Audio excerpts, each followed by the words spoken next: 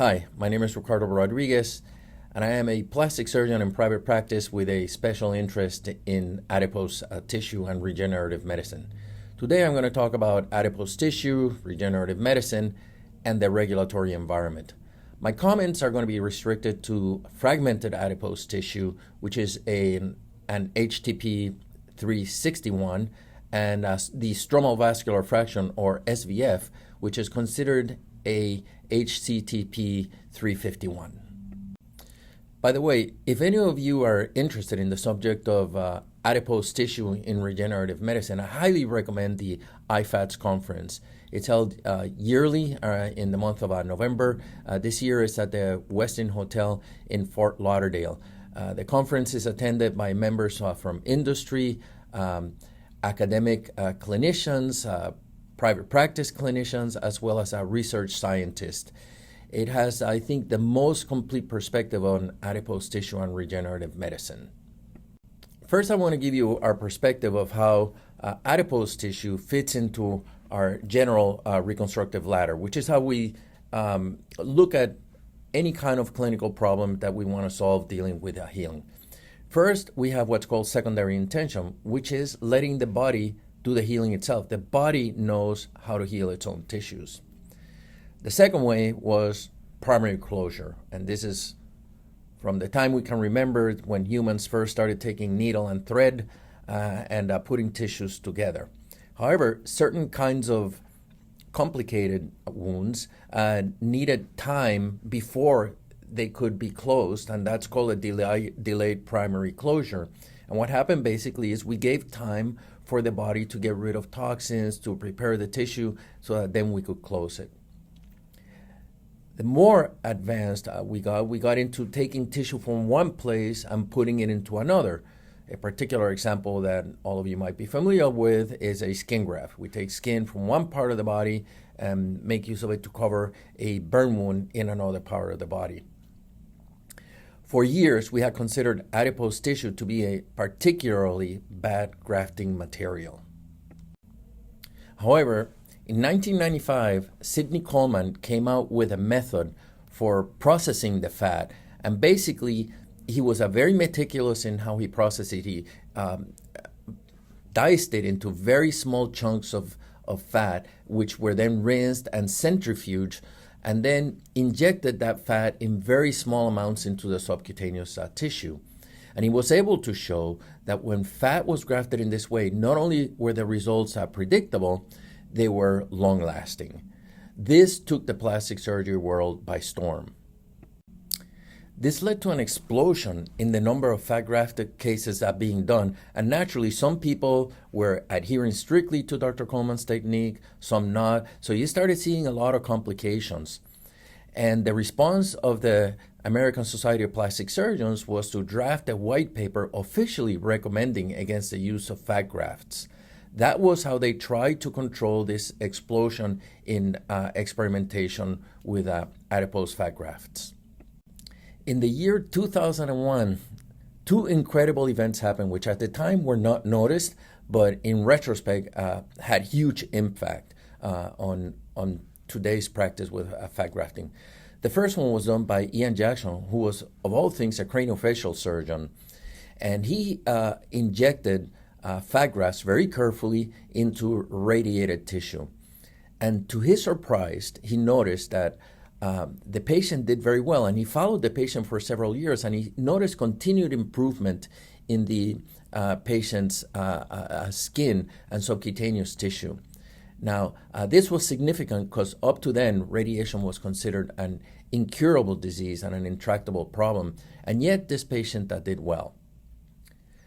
The second thing that happened was a publication of this paper documenting for the first time the existence of adipose progenitor cells, or what were then called mesenchymal stem cells in adipose tissue. Now, nowadays we know that we find them everywhere. We find them essentially wherever there is a small blood vessel. But at the time, it was a novel discovery.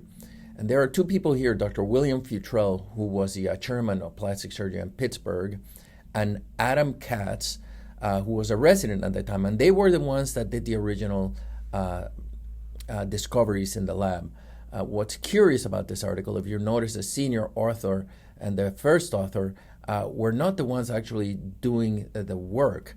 There was actually a big lawsuit about the patent rights on this discovery between the University of Pittsburgh and the University of UCLA, where Dr. Mark Hedrick was, and University of Pittsburgh ended up winning the case. So the actual discoverer was Dr. Katz. As the practice of adipose fat grafting and plastic surgery became more and more commonplace, all these reports started coming in that the adipose fat grafts were in fact changing the tissue around them. They were healing wounds that before had great trouble healing, such as radiation wounds, and they were even help in some scalp defects grow bone, and this was being confirmed in laboratory work. So finally, Dr. Coleman came out in a big influential paper in 2006 titled Structural Fat Grafting, More Than Just a Permanent Filler, documenting the transformative effects of fat grafts. And then in 2007, another landmark article for the plastic surgery world, which was published by Dr. Rigotti. Now, previously, women with breast cancer that had had radiation sometimes suffered horrendous complications.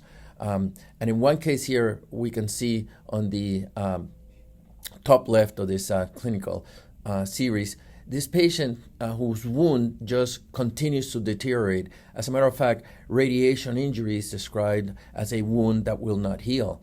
And another saying that we have in plastic surgery is surgery is permanent. However, radiation damage is permanent and progressive. And these patients would have needed probably resection of ribs, and then with a free tissue transfer, a microsurgical procedure that takes 6 to 8 hours with its own set of complications to cover that wound. Instead, Dr. Rigotti treated it with sequential fat grafts. So a little bit of liposuction one day, grafting a few ounces of fat grafting, and after a few series of fat graftings, he was able to skin graft the wound. Now that was unheard of at that time. This patient was healed with low-tech medicine, and it was a big surprise. And then he also did it with space-filling defects, like this radiation wound. Now, although these two cases look extremely different, this case, in order to correct it, would have needed the same thing, another free flap with a mass excision of tissue all around it back to normal tissue, and then with another free flap or a vascularized microsurgical transfer to restore the issue. And now, with a little bit of liposuction and a small syringe and a small cannula, you could take care of a problem that before required massive surgeries. But Dr. Rigotti also included documentation that the changes were at the cellular level. Now, this was unprecedented because now we documented that not only were the changes bulk changes, in other words, we would have expected, for example, to see lumps of fat interspersed with radiated tissue, but what we found was that even the tissue that was adjacent to the fat graft returned to normal. And again, there was no explanation for it at the time, but the supposition was made that this effect was mediated through the stem cells in the adipose fat graft. Now, somebody might say, well, so what that adipose tissue has progenitor cells in it? We even find them in the gums of our teeth. Any tissue, as a matter of fact, that has capillaries will have pericytes on it, which we now know are those progenitor or medicinal cells, as Dr. Kaplan prefers to refer to them. So why is adipose so relevant? First of all, because it is an autologous tissue which is very readily accessible. Anybody with a small 10 cc syringe and a small cannula can put some local anesthetic underneath the belly, and there you go, harvest some tissue. And not only that, but it's very abundantly rich in those cells. As a matter of fact, it's 300 to 500 times more abundant in those progenitor cells than bone marrow. It transformed the world of plastic surgery, and even now orthopedics is beginning to adopt fat grafting to treat degenerative joint disease.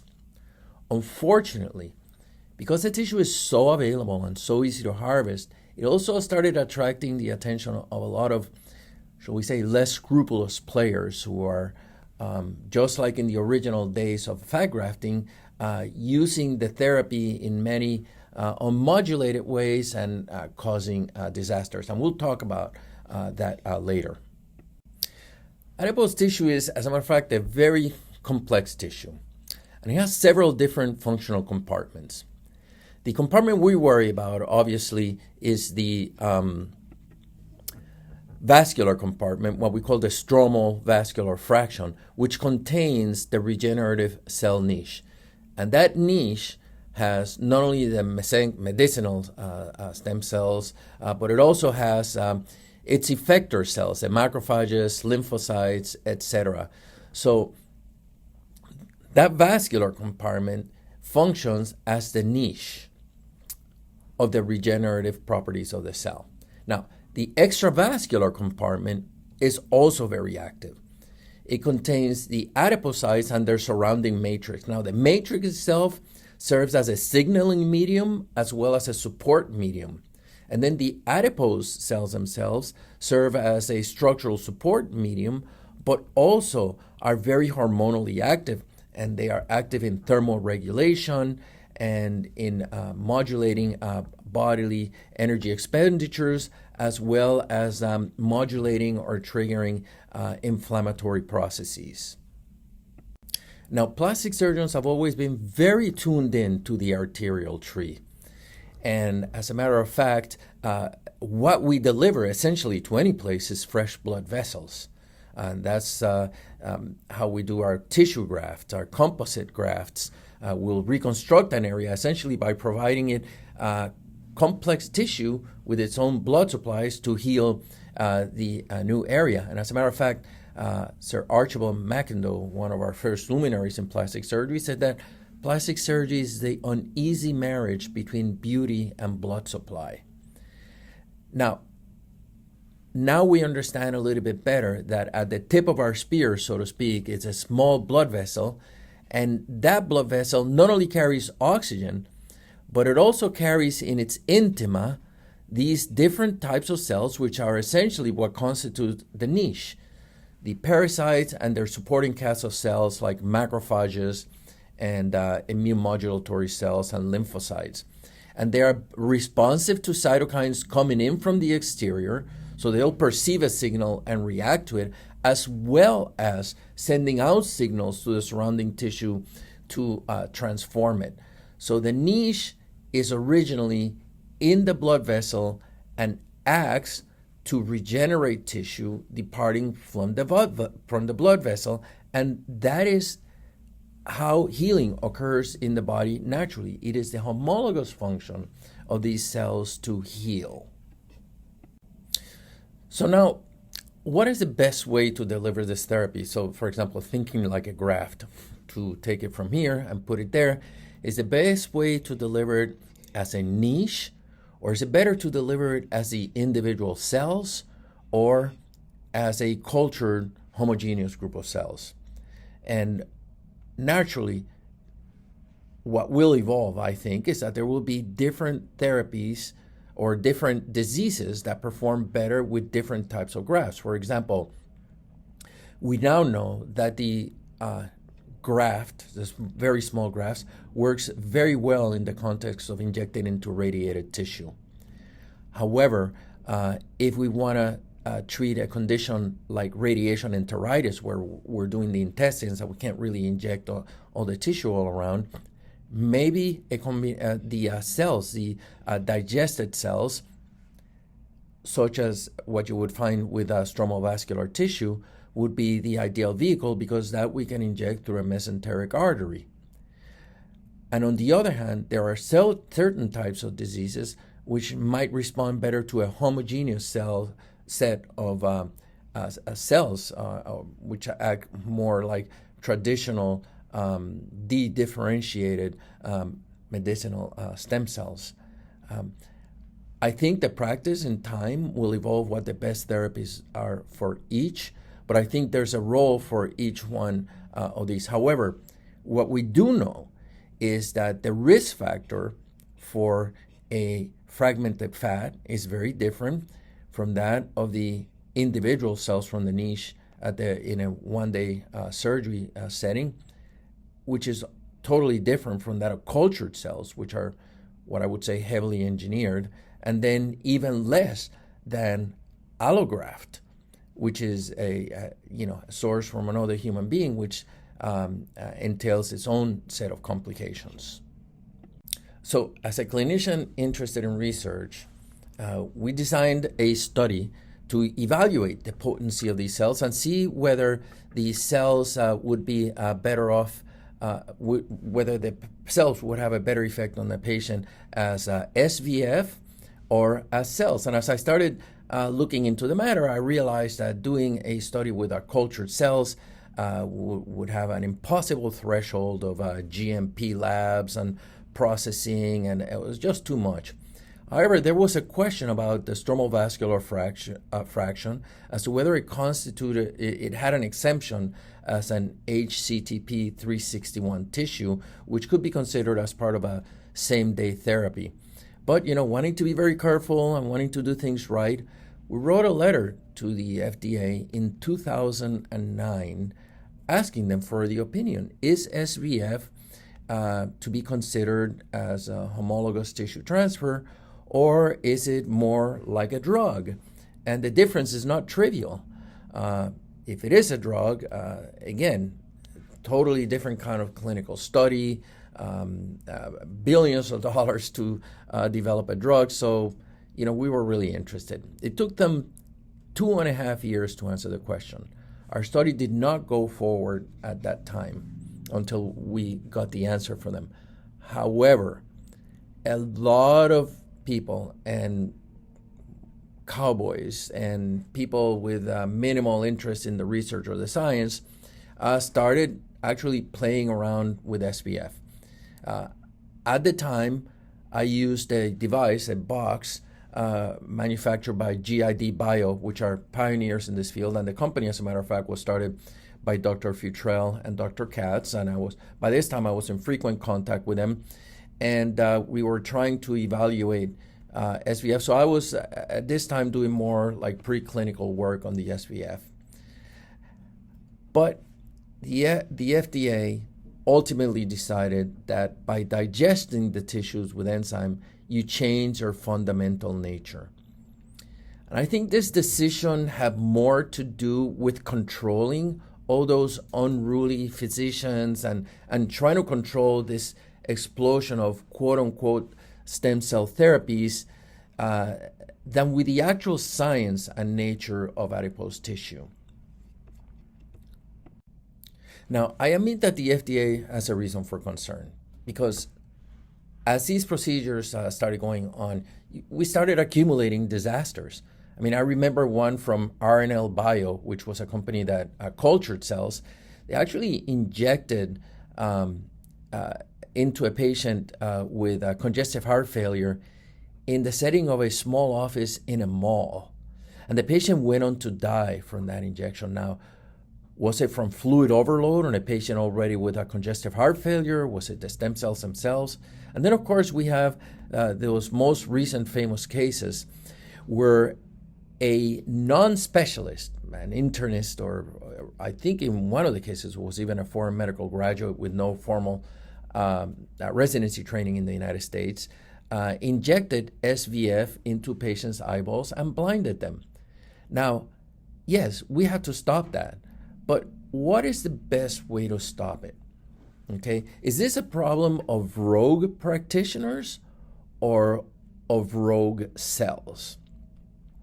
Okay, now we know that the risk profile of stromal vascular fraction is not the same as a fragmented graft, but it's certainly less than cultured cells, and it's certainly less than allogeneic cells. So is the best way to stop the risk of stopping the activity in general, including guys like me that are trying to do honest research within a carefully constricted environment, academic environment, or with various other researchers.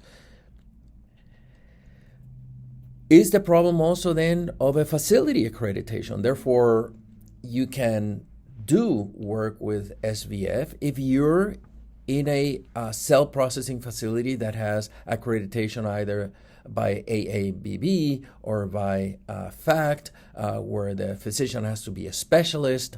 And that also brings up the subject of physician qualifications. I mean, just because you have a magic tool, those magic stem cells, doesn't mean that an internist can go around injecting patients' knees. He doesn't have the skills, and even if he was using an FDA-approved drug, he could still damage the patient because he doesn't know what he's doing injecting a knee. So, faced with this problem, the FDA had, I think, two models to follow. One was using the pre-existing drug framework, and the second one was using the in vitro fertilization method. I mean, in vitro fertilization has been going on for years, and they have a good working model.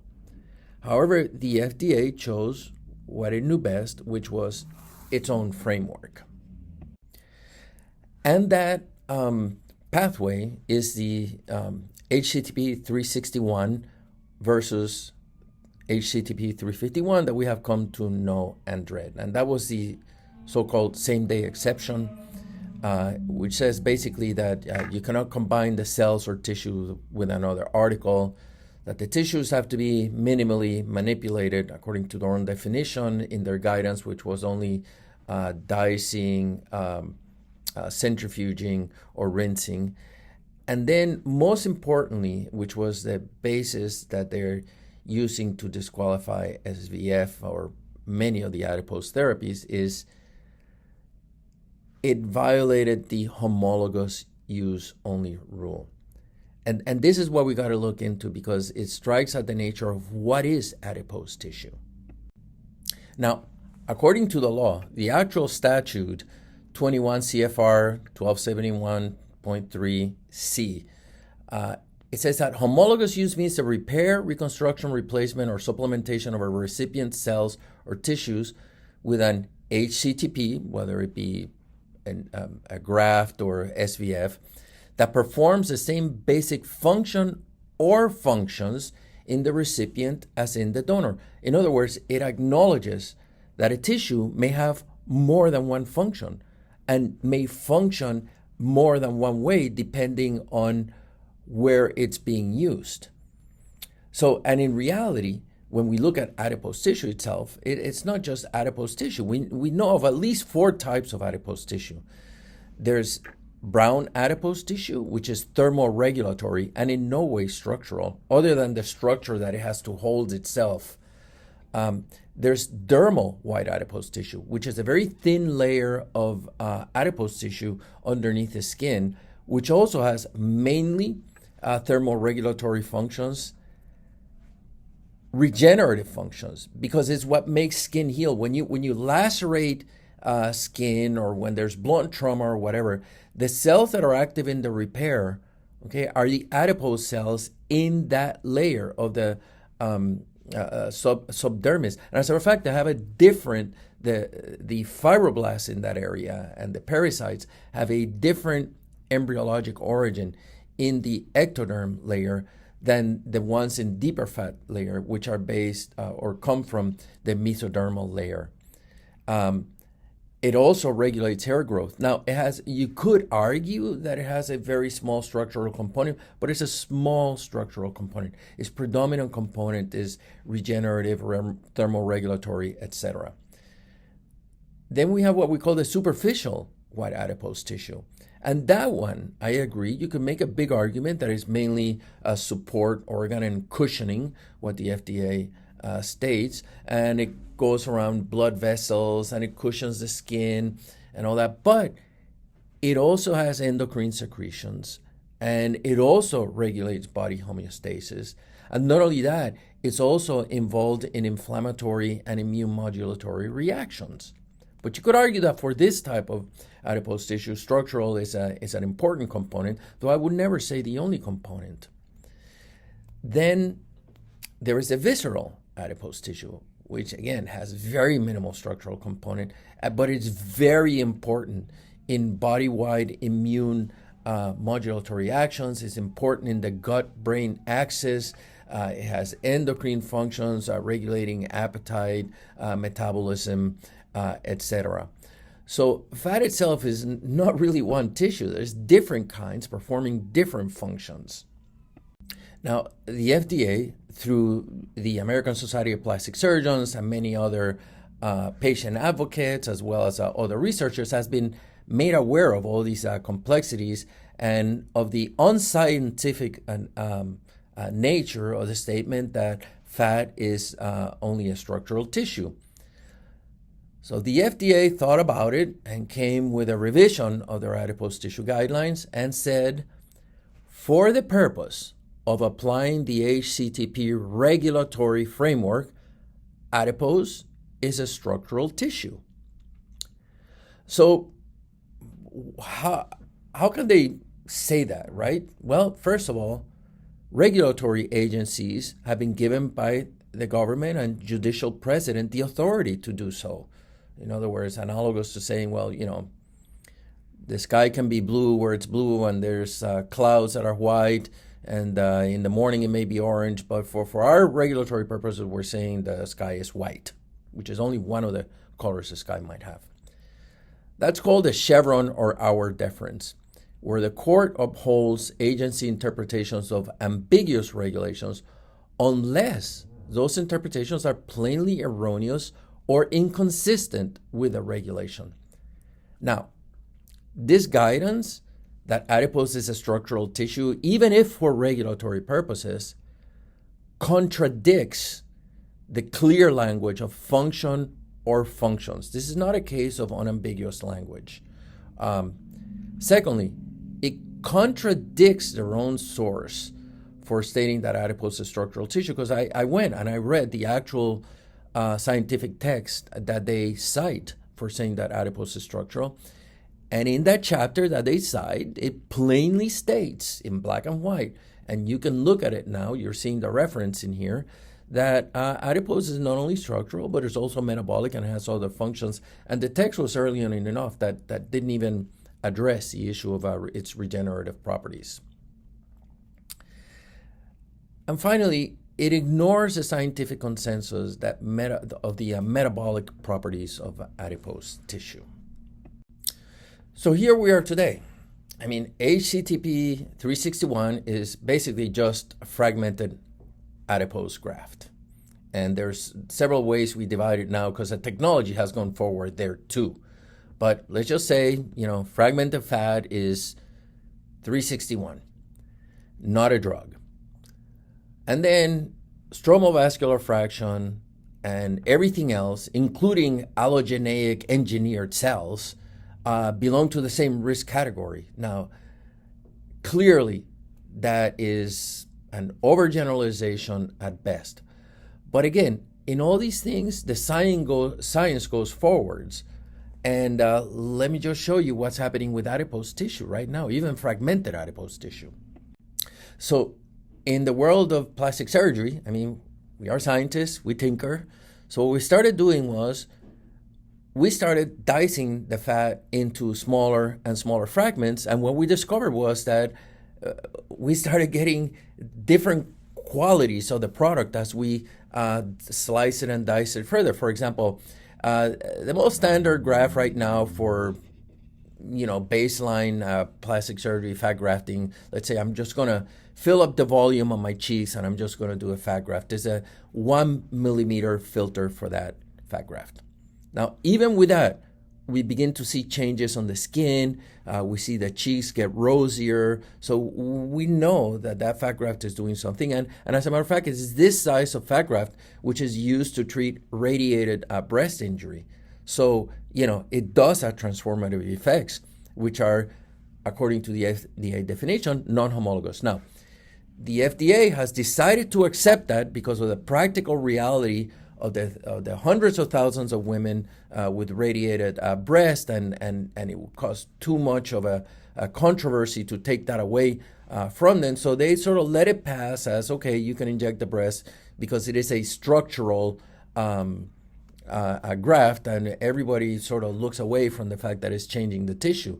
And the same is happening with the knees, with the lipogems device, which is creating basically more or less 1 millimeter fragments, which is being injected into the knee, and it's being counted as structural support, whereas we all know that what it's doing, it is modulating the macrophage activity of the joint and decreasing the arthritis that way. But then plastic surgeons started trying 0.5 or 500 micron to 1 millimeter micro structural graft. And this one has pronounced metabolic effects, although it's now being used just in aesthetic surgery. But right now, we're injecting it underneath the eyelids to eliminate wrinkles, not as a bulk effect, but rather as for the way it changes the tissue around it. It thickens the dermis.